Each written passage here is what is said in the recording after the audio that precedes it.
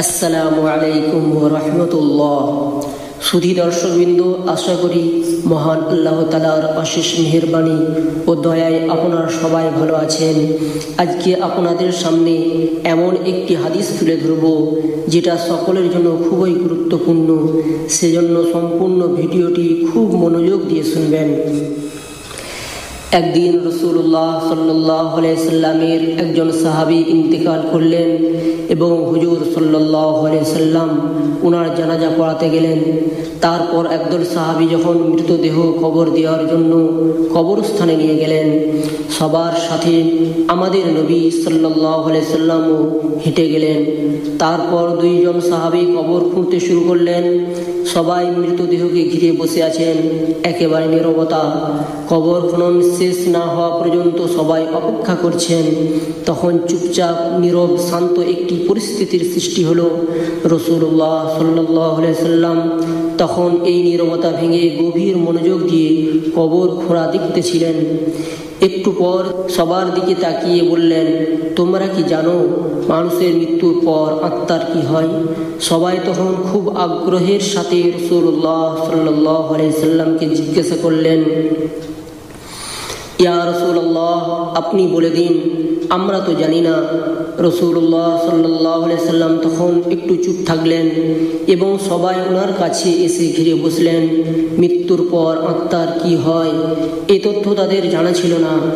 আজ তারা এই তথ্য প্রিয় রাসূল সাল্লাল্লাহু আলাইহি সাল্লামের পবিত্র জবান থেকে শুনতে পাবেন। কত বড় সৌভাগ্য তাদের। প্রিয় দর্শক, আজ আপনারাও শুনতে পাবেন রাসূলুল্লাহ সাল্লাল্লাহু আলাইহি সাল্লাম মৃত আত্মার বিষয়ে কি বলেছেন। মৃত্যুর পর আত্মার কি হয় শোনার জন্য সবাই অধীর আগ্রহে রাসূলুল্লাহ সাল্লাল্লাহু আলাইহি সাল্লামের চারপাশে ঘিরে বসলেন। তিনি একবার কবরের দিকে তাকিয়ে মাথাটা তুলে আকাশের দিকে তাকালেন। তারপর তিনি গল্পের মতো করে বলতে শুরু করলেন। তিনি বললেন, শুনো, যখন মানুষ একেবারে মৃত্যুশয্যায় তখন সে মানুষ ফেরেশতাকে দেখে ভয় পেয়ে যায়, কিন্তু যে বিশ্বাসী ও ভালো মানুষ তাকে মৃত্যুর ফেরেশতা হাসি মুখে সালাম দেয়, তাকে অভয় দেয়, মাথায় হাত বুলিয়ে দেয় এবং যত্ন করে তার পাশে বসে। তারপর মৃতপ্রায় মানুষটির দিকে তাকিয়ে বলে, হে পবিত্র আত্মা, তুমি তোমার পালনকর্তার ক্ষমা ও ভালোবাসা গ্রহণ করো এবং এই দেহটি থেকে বের হয়ে এসো। মুমিনের আত্মা যখন বের হয়ে আসে তখন সে কোনো রকম ব্যথা ও বেদনা অনুভব করে না। রাসূলুল্লাহ সাল্লাল্লাহু আলাইহি সাল্লাম তখন একটু ভালো করে উদাহরণ দিয়ে বললেন, উদাহরণ হিসাবে মনে করো একটি পানির পাত্র কানায় কানায় পূর্ণ হয়ে যাওয়ার পর উপর থেকে এক ফোঁটা পানি যেমন নিঃশব্দে নিচে নেমে আসে, ঠিক তেমনি নীরব ও কষ্ট ছাড়াই আত্মাটি তার দেহ থেকে খুব শান্তিপূর্ণভাবে বের হয়ে আসে। সে সময় দুজন ফেরেশতা বেহেশত থেকে বেহেশতি সুগন্ধি মাখানো একটি নরম সুতির সাদা চাদর নিয়ে আসেন এবং সে আত্মাকে সাদা চাদরে আবৃত করে আকাশের দিকে নিয়ে যান। তারা যখন আকাশে পৌঁছান তখন অন্য ফেরেশতা সে আত্মাটিকে দেখার জন্য এগিয়ে আসেন। কাছে এসে সবাই বলেন, সুবহানাল্লাহ, কত সুন্দর এবং কি সুঘ্রাণ। তারপর সবাই জানতে চায় এই আত্মাটি কার। উত্তরে আত্মা বহনকারী ফেরেশতা বলেন, উনি অমুকের সন্তান অমুক। বাকি ফেরেশতারা তখন আত্মাটিকে সালাম দেয়। তারপর তারা জিজ্ঞাসা করেন যে উনি কি করেছেন, ওনার আত্মার এত সুঘ্রাণ কেন? আত্মা বহনকারী ফেরেশতাগণ তখন বলে ওঠেন, আমরা শুনেছি মানুষজন বলা বলি করছেন উনি একজন ভালো মানুষ ছিলেন, আল্লাহ তাআলার একজন ভালো বান্দা ছিলেন, তিনি অনেক দয়ালু, মানুষের অনেক উপকার করেছেন। এতটুকু বলার পর রাসূলুল্লাহ সাল্লাল্লাহু আলাইহি সাল্লাম একটু থামলেন। তারপর ভালোভাবে সবার দিকে একটু দৃষ্টি দিয়ে ওনার কণ্ঠটি একটু বাড়িয়ে বললেন, এ কারণেই বলছি, সাবধান, তোমরা কখনোই মানুষের সাথে খারাপ ব্যবহার করবে না। যদি কখনো মানুষের সাথে খারাপ ব্যবহার করো, সাথে সাথে তওবা করে নেবে এবং সে ব্যক্তির কাছে ক্ষমা চেয়ে নেবে। প্রিয় দর্শক, ফেরেশতারা এই কথা শোনা মাত্র আত্মা বহনকারী ফেরেশতারাও আকাশে গিয়ে এক ফেরেশতা অন্য ফেরেশতাদের কানে কানে এই কথাগুলো বলে বেড়াবে। এই কথাটি বলে তিনি আবার চুপ করলেন এবং কবরটির দিকে একটু দৃষ্টি দিলেন।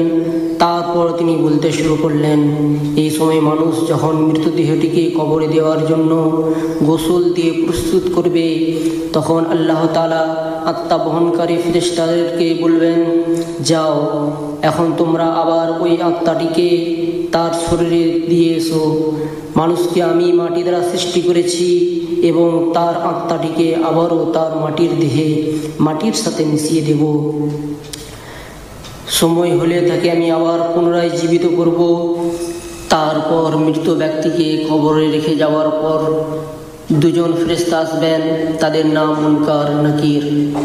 তারা তখন মৃতের সৃষ্টিকর্তা, তার ধর্ম ও তার নবী সম্পর্কে জিজ্ঞাসা করবেন।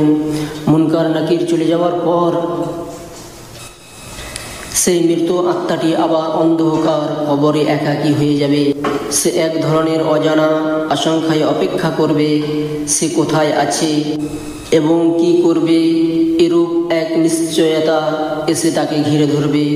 এমন সময় সে দেখবে সুন্দর একজন লোক তার কবরে তার সঙ্গে দেখা করতে এসেছেন। তাকে দেখার পর আত্মা খুবই মুগ্ধ হবে।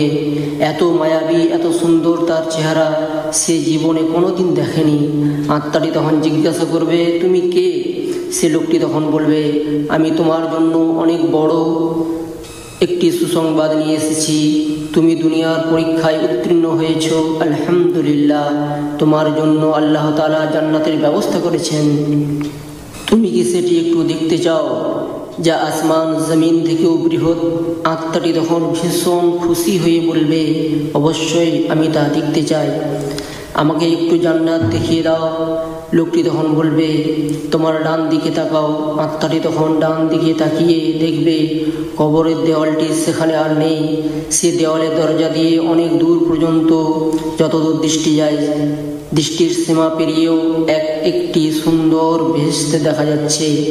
বেহেশতের সেই রূপ দেখে আত্মাটি অনেক মুগ্ধ ও প্রশান্তি লাভ করবে এবং সেখানে যাওয়ার জন্য অস্থির হয়ে যাবে।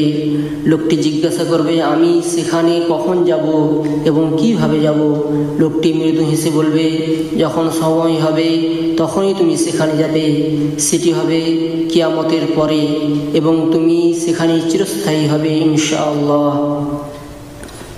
আপাতত শেষ দিবস পর্যন্ত অপেক্ষা করতে হবে। ভয় পেও না, আমি তোমার সাথে আছি। তোমাকে আমি সেই দিন পর্যন্ত সঙ্গ দেব যেদিন পর্যন্ত না কিয়ামত হবে। আত্মাটি তখন তাকে আবারও জিজ্ঞাসা করবে, কিন্তু তুমি কে? তখন সেই লোকটি বলবে, আমি তোমার এতদিনের নেক আমল। সুবহানাল্লাহ। পৃথিবীর তোমার সকল কাজের ফলাফল আমি নিজেই।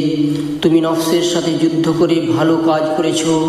তুমি খারাপ আচরণ করা ও প্রতিবেশীদের খারাপ আচরণ আল্লাহর সন্তুষ্টির জন্য হজম করেছ।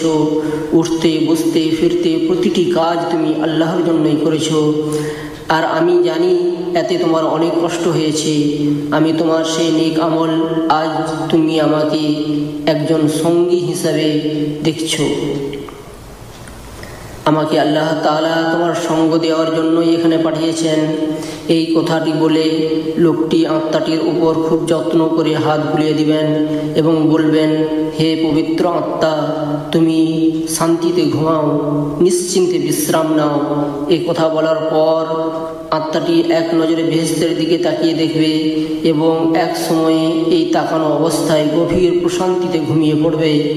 রাসূলুল্লাহ সাল্লাল্লাহু আলাইহি সাল্লাম এতটুকু বলার পরে আবার থামলেন। সাহাবীরা তো তখন গায়ের কাপড় চোখের পানিতে ভিজালেন এবং বললেন, হে আমাদের রব, আপনি আমাদের সকলের পবিত্র আত্মা হিসাবে কবুল এবং মঞ্জুর করে নিন, আমিন।